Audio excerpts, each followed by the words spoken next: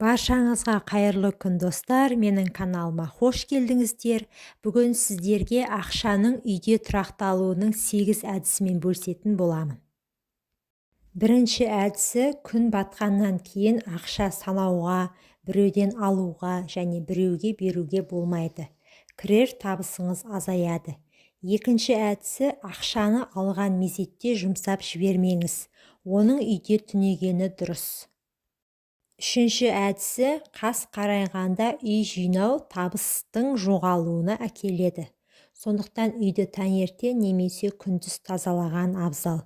Төртінші әдісі, қонақтар кете салысымен үйді сыпыруға, пилесос ұстауға болмайды. Әйтпесе үйдегі молшылық пен байлық солармен, яғни қонақтармен еріп кетеді деген наным бар. Бесінші әдісі, қай жерде ақша туралы әңгіме қозғалса да, сіз ақшаны жамандамаңыз. Ақшам жоқ, ақша жетпейді деп ешқашанда айтпаңыз. Олай десеңіз, сізден ақша қашады. Керісінше, мені ақша жақсы көреді. Күннен күнге менің қаражатым көбейіп, табысым артып келеді деген сөздерді жиі-жиі айтыңыз. Олай деуге қорықпаңыз және ұялмаңыз.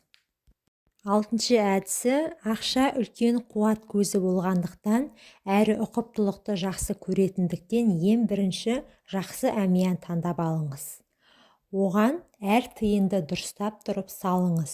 Әмияныңызды сыртынан сипап, жылы сөздер айтып, ақшаның еркелеткенді жақсы көретінін естен шығармаңыз.